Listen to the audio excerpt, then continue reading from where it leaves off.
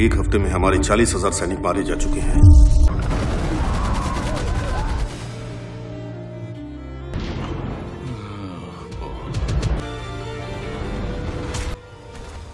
दोस्तों, आज के वीडियो में हम एक्सप्लेन करने वाले हैं 2022 में रिलीज हुई एक जर्मन की मूवी जिसका नाम है all quite on the western front. कहानी की शुरुआत में हमें एक मैदान दिखाया जाता है। बमबारी से हर तरफ धुआं फैल गया था। यहाँ कुछ जर्मन सोल्जर ट्रेंचेस में छुपे हुए थे। उनका जनरल उन्हें फ्रांस की ट्रेंच पर हमला करने को बोलता है। उन तक पहुंचने वाला हर जर्मन सोल्जर मारा जा रहा था। इसके बाद जर्मन सोल्जर्स को दफनाया जा रहा होता है, लेकिन दफनाने से पहले उनके कपड़े निकाल दिए जाते हैं और उन कपड़ों को धोकर नए जैसा करके नए सोल्जर्स को दे दिया जाता था। इसके बाद हमें 1917 का समय दिखाया जाता है। ये पहले विश्व युद्ध का समय था। यहाँ हम एक लड़के को देखते हैं जो कि साइकिल से अपने स्कूल जा रहा था। इस लड़के का नाम है पाउल। वो अपने दोस्तों से मिलने जा रहा होता है जिसके नाम है एल्बर्ट, फ्रेंच और लुडविग। क्योंकि अभी इस देश में जंग छिड़ी हुई है तो उन सबको जंग में भेजा जा रहा था जो अब जवान हो चुके थे। तो इन सभी दोस्तों को वॉर में जाना था, लेकिन पॉल के घर वालों ने उसको जंग में जाने से मना कर दिया था।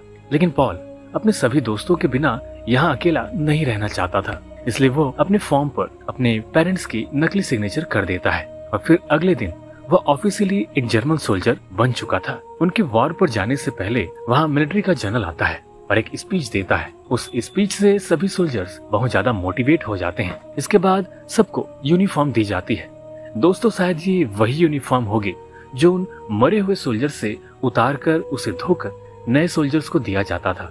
यहाँ सब अपनी यूनिफॉर्म पहन लेते हैं और मार्चिंग करते हुए वेस्टर्न फ्रंट की तरफ बढ़ने लगते हैं। वेस्टर्न फ्रंट यहाँ से 25 किलोमीटर की दूरी पर था। कुछ ही दूर आगे जाने पर फ्रांस के प्लेन उन पर बॉम्बिंग शुरू कर देते हैं। कैप्टन सभी को अपना मास्क पहनने के लिए बोलता है क्योंकि कुछ बॉम्ब्स में जहरीली गैस होती थी। थोड़ी देर में सभी वेस्टर्न फ्रंट पहुंच जाते हैं। तब यहाँ पर जोरों से बारिश शुरू होने लगती है। बारिश की वजह से ट्रेंच में काफी पानी भर चुका था। कैप्टन सभी को ट्रेंच में जमा हुए पानी को बाहर निकालने का ऑर्डर देता है। फिर सभी सोल्जर्स अपने हेलमेट की मदद से इस ट्रेंच में से पानी निकालने लगते हैं। वहीं पर उनकी मुलाकात कैट से होती है। कुछ ही देर में रात हो जाती है और अब बारिश भी रुक गई होती है। रात में एल्बर्ट और पॉल निगरानी कर रहे थे, तभी इन दोनों को कुछ आवाज सुनाई देती है। उस आवाज की तरफ पॉल गोली चला देता है और जवाबी हमले में उधर से भी गोली चलती है। पॉल ने कंपनी की हेलमेट पहन रखी थी, नहीं तो वो अभी निपट जाता। तभी वहाँ पर फ्रेंच के प्लेन जर्मन ट्रेंच पर बॉम्बिंग शुरू कर देते हैं और उस हमले से बचने के लिए ये सभी लोग बंकर में छुप जाते हैं। ये चारों दोस्त बहुत डर जाते हैं क्योंकि हर तरफ सिर्फ बम फटने की आवाज सुनाई दे रही थी। तभी एक सोल्जर घबराकर वहाँ से भागने लगता है, लेकिन बाहर जाते ही बॉम्ब उसके ऊपर ही गिरता है और उसके चीथड़े उड़ जाते हैं और ये बंकर भी ज्यादा देर तक ये बमबारी झेल नहीं पाता और वो धंस जाता है। अगले दिन पॉल के दोस्त उसको बंकर से बाहर निकालते हैं। पॉल काफी शौक में था। फिर वो किसी तरह हिम्मत करके कैट के पास जाकर बैठता है। तभी वहाँ लेफ्टिनेंट आते हैं और पॉल को एक बैग देते हैं और उसको सभी मरे हुए सोल्जर्स के आइडेंटिफिकेशन टैग जमा करने के लिए बोलते हैं। तब पॉल उन डेड बॉडीज से टैग जमा करने लगता है। उसी दौरान उसको अपने दोस्त लुडविग का चश्मा मिलता है। फिर वो लुडविग को ढूंढने लगता है। फिर कुछ ही दूरी पर उसको अपने दोस्त लुडविग की लाश मिलती है। उसे देखकर पॉल बहुत रोता है, लेकिन उसके पास मातम मनाने तक का भी वक्त नहीं था क्योंकि कैप्टन पीछे से चिल्लाकर उसको काम करने के लिए कहता है और बेचारा पॉल वापस काम में लग जाता है। फिर इसी तरह काफी वक्त गुजर गया और हमें 7 नवंबर 1918 का टाइम दिखाया जाता है। यहाँ हमें एक जर्मन ऑफिसर इर्सबर्गर को दिखाया जाता है। उसका कहना था कि जंग अगर इसी प्रकार से चलती रही तो जर्मनी पूरी तरीके से बर्बाद हो जाएगा। वो इस जंग को रोकना चाहता था। इसी बारे में बात करने के लिए वो जर्मनी के सुपीरियर ऑफिसर के पास जाता है। इधर फ्रंट पर पाउल और उसके दोस्त को कैंप में भेज दिया गया। यहाँ पर पाउल के साथ कैट भी था। ये दोनों अच्छे दोस्त बन जाते हैं। फिर एक दिन यहीं काम करते करते कुछ फ्रेंच लड़कियां कैंप के पास से गुजर रही होती है। फिर फ्रांस उन लड़कियों से बात करने लगता है और उन्हीं के साथ चला जाता है। फिर एक दिन एक पोस्टमैन कैंप में चिट्ठियां लेकर आता है। किसी तरह कैट भी अपनी चिट्ठी लेकर वहाँ से निकल जाता है और फिर वो अपनी चिट्ठी पॉल को दे देता है क्योंकि उसे पढ़ना लिखना नहीं आता था। ये लेटर कैट की वाइफ ने उसके इंतजार में लिखा था। ये सुनकर कैट काफी दुखी हो जाता है। रात में फ्रांज कैंप में वापस लौट आता है। वो अपने साथ अपनी गर्लफ्रेंड का स्कार्फ भी लेकर आया था। फ्रांज वो स्कार्फ पॉल को दिखाता है। सुबह पॉल और उसके दोस्त को मिशन पर भेज दिया जाता है। उन्हें 70 नए भर्ती हुए सोल्जर्स को ढूंढने भेजा जाता है जो कि बॉम्बिंग के दौरान लापता हो गए थे। कुछ ही देर में उनको उन सब लापता हुए सोल्जर्स की लाश मिल जाती है। उनकी मौत बॉम्ब से निकलने वाली जहरीली गैस से हुई थी। इधर जर्मन ऑफिसर फ्रेंच ऑफिसर से मिलने के लिए जा रहे थे, क्योंकि हर रोज कई जर्मन सोल्जर्स मारे जा रहे थे और इस सब की वजह से जर्मनी बर्बाद हो रहा था। इसीलिए अब इस जंग को रोकना बेहद जरूरी था। रात में एक ऑफिसर कैंप में आकर सभी सोल्जर्स को उठाता है और वेस्टर्न फ्रंट पर चलने को कहता है। वो सभी फिर उसी जगह पर आ जाते हैं जहाँ पर पाउल और उसके दोस्त कुछ समय पहले आए थे। इधर जर्मन ऑफिसर और फ्रेंच ऑफिसर की मुलाकात होती है। यहाँ इर्सबर्गर उन्हें बताता है कि जर्मनी इस जंग में सरेंडर करना चाहता है, क्योंकि उनके हजारों सिपाही जंग में मारे जा चुके थे और ये उनकी सारी शर्तें मानने के लिए भी तैयार हो जाते हैं। अब फ्रेंच ऑफिसर इस बारे में सोचने के लिए 3 दिन का समय मांगते हैं, जो कि इर्सबर्गर के हिसाब से बहुत ज्यादा था। इधर सभी सोल्जर्स फ्रेंच सीमा की तरफ बढ़ते हैं। दोनों तरफ से बहुत फायरिंग और बॉम्बिंग हो रही थी। कुछ देर में जर्मन सोल्जर फ्रेंच सोल्जर्स के ट्रेंच में पहुंच जाते हैं। फिर पॉल और कैट एक बंकर में पहुंच जाते हैं, जहां बहुत सारा खाना था। फिर वो खाना खाने लगते हैं। फिर उन्हें अचानक से महसूस होता है कि ये बंकर हिल रहा है, इसलिए वो सब बाहर आ जाते हैं। बाहर आते ही वो देखते हैं कि सामने से फ्रेंच टैंक आ रहे हैं। फिर ये लोग उन टैंक्स को रोकने के लिए उन पर फायरिंग शुरू कर देते हैं, लेकिन उनका कोई फायदा नहीं होता। फिर जवाब में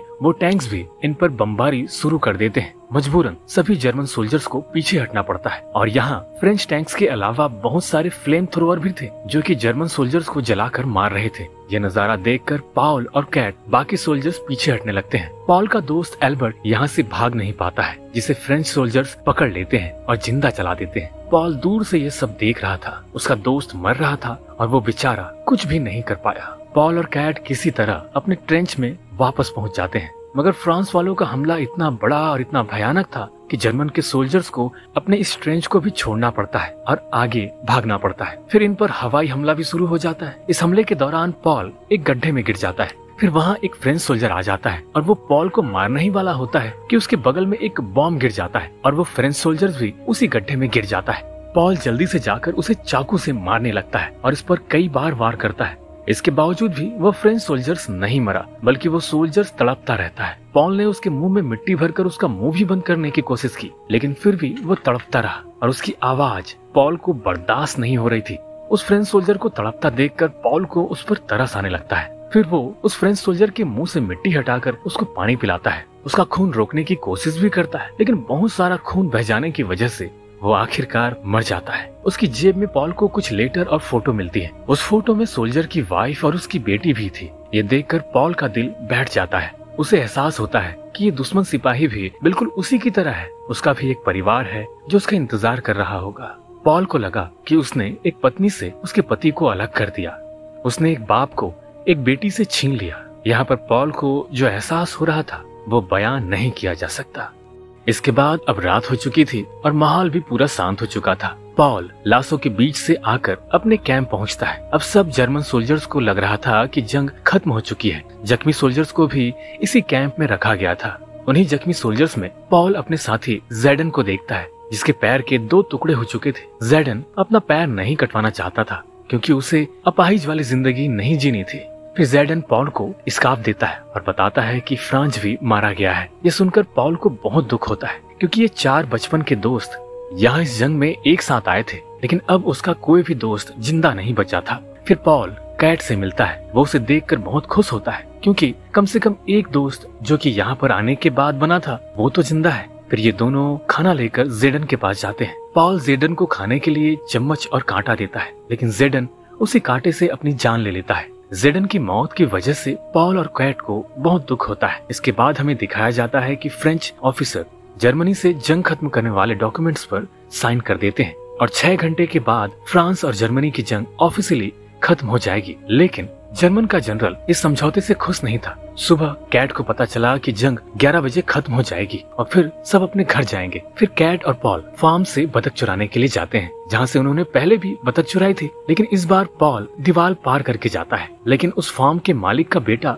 पॉल को देख लेता है और पॉल को कमरे में बंद करके अपने पिता को बुला लेता है। बड़ी मुश्किल से पॉल यहाँ से कुछ अंडे चुराकर भागने लगता है। तभी फार्म का मालिक पॉल पर गोली चलाने लगता है। कैट और पॉल भागते भागते जंगल के पास आ जाते हैं। फिर यहाँ पहले तो वो दोनों अपनी भूख शांत करते हैं। फिर कैट जंगल में अकेले हल्का होने के लिए चला जाता है। उनको लगा था कि अब कोई उनका पीछा नहीं कर रहा है, इसीलिए वो निश्चिंत थे। लेकिन कैट को एहसास होता है कि उसके पीछे कोई है, जब वो पीछे मुड़कर देखता है तो उसके पीछे उस फार्म के मालिक का 1.5 फुटिया बेटा खड़ा था। इन्होंने जिस फार्म में चोरी की थी वो फार्म फ्रेंच की सीमा में आता था। मतलब ये बच्चा फ्रेंच है, इनका दुश्मन, और इनके मन में जर्मन के लिए नफरत भरी हुई है। फिर पॉल को गोली की आवाज सुनाई देती है, तो फिर वो वहाँ पहुंचकर देखता है कि कैट जख्मी है, उसे गोली लगी है। और फिर वो किसी तरह पॉल को उठाकर कैंप वापस ले आता है। फिर डॉक्टर उसे चेक करके बताता है कि इसकी मौत तो बहुत पहले हो चुकी है। ये सुनकर पॉल को डॉक्टर की बात पर विश्वास नहीं हो रहा था। वो अपने आप से यही बोल रहा था कि ये अभी तो मुझसे बात कर रहा था। इसके बाद जर्मन का जनरल सभी सोल्जर्स को एक जगह पर इकट्ठा करता है। वो उनको बोलता है कि हम सब घर जाएंगे, लेकिन ऐसे नहीं, बल्कि हम सब जंग जीत कर घर जाएंगे। यानी कि 11 बजे से पहले वो फ्रेंच पर हमला करने वाले थे। ये सुनकर पॉल और भी दुखी हो जाता है। अब उसके अंदर वैसे भी मौत का डर खत्म हो चुका था, क्योंकि उसने सब कुछ खो दिया था। यहाँ बहुत सारे सोल्जर्स लड़ने से मना कर देते हैं तो उनको गोली मार दी जाती है, और बाकी बचे सोल्जर्स को जबरदस्ती वेस्टर्न फ्रंट में लड़ने के लिए भेज दिया गया। वहीं दूसरी तरफ फ्रेंच सोल्जर्स 11 बजने का शांति से इंतजार कर रहे थे। 11 बजने में सिर्फ 15 मिनट ही बाकी था।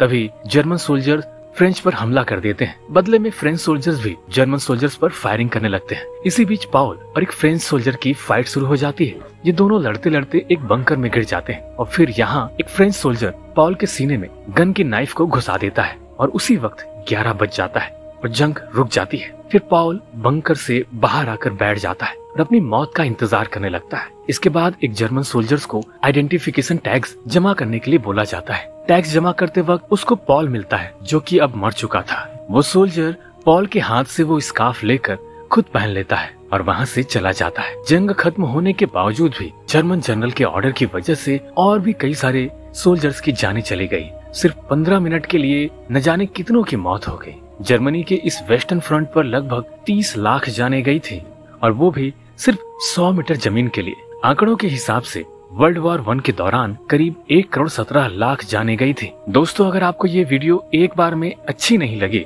तो दोबारा देख लीजिए, क्योंकि ऐसी सच्ची घटना पर आधारित फिल्म बहुत ही कम बनती है। अगर आप लोगों को ये फिल्म समझ में आ गई है तो वीडियो को लाइक जरूर करें।